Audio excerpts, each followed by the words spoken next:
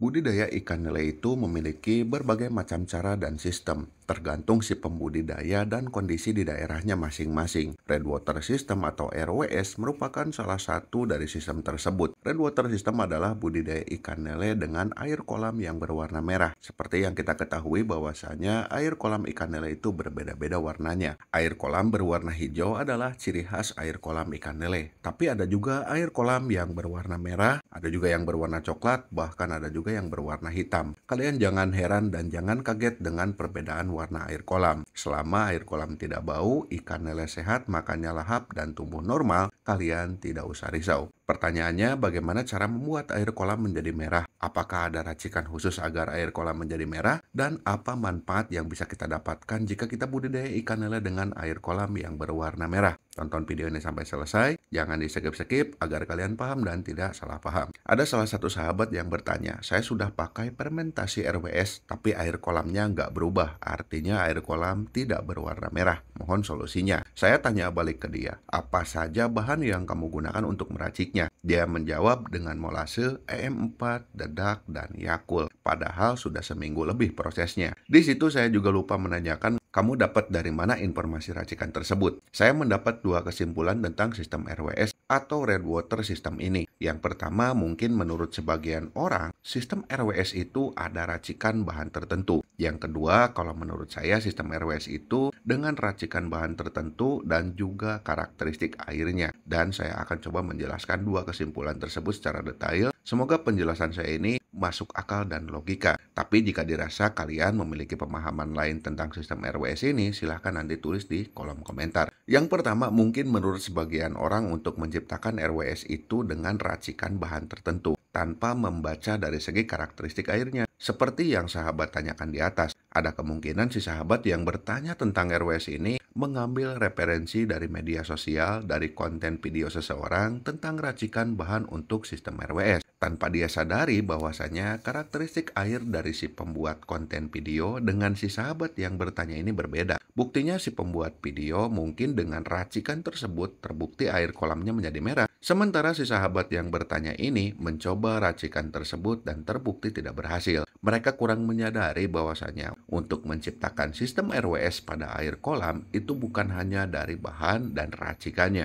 tapi karakteristik air juga memiliki peran penting untuk menciptakan sistem RWS ini. Yang kedua, kalau menurut saya untuk menciptakan sistem RWS ini bukan hanya dari racikan bahan saja, melainkan dari segi karakteristik airnya juga. Artinya, jika kalian hanya mengambil referensi dari konten video seseorang tentang sistem RWS ini, lalu mengadopsi bahan dan caranya tanpa memahami karakteristik air di tempat kalian, maka RWS ini tidak akan berhasil. Buktinya si sahabat yang bertanya tadi, walaupun bahan-bahan dan racikannya itu untuk sistem RWS, tapi kalau karakteristik airnya tidak mendukung untuk RWS, dan buktinya itu tidak berhasil. Ada satu lagi pengalaman saya tentang sistem RWS ini, tapi dengan menggunakan Nitrobacter. Semua mitra yang ikut kelas online budidaya ikan lele, saya berikan probiotik Nitrobacter. Mitra saya tersebar di seluruh daerah di Indonesia. Sesudah mereka melakukan pemupukan air kolam dengan Nitrobacter dan tebar bibit lele, ada beberapa mitra yang air kolamnya berubah menjadi merah, tapi mitra yang lain enggak. Padahal mereka tidak mengaplikasikan apapun selain Nitrobacter ke air kolam. Dari sinilah saya dapat menyimpulkan bahwasanya sistem RWS itu bukan hanya dari bahan atau probiotik saja, tapi karakteristik kesuburan air kolam juga berperan menciptakan sistem RWS ini. Selain itu, ada juga beberapa orang yang berpendapat tentang air kolam berwarna merah ini faktor dari jenis pakan yang diberikan untuk ikan lele. Misalnya, budidaya ikan lele segmen pembesaran di kolam tanah dengan pakan alternatif emon rebus, suka ada yang air kolamnya berwarna merah. Ada juga yang berpendapat tentang air kolam berwarna merah ini faktor dari pertumbuhan alga atau biota kecil yang berwarna merah pada air kolam. Lalu apa saja sih manfaatnya jika kita sukses menciptakan RWS pada air kolam? Biasanya kita bisa melakukan tebar padat tapi ikan lele cepat besar dan warna tubuh ikan lele seperti muda dan enak dilihat.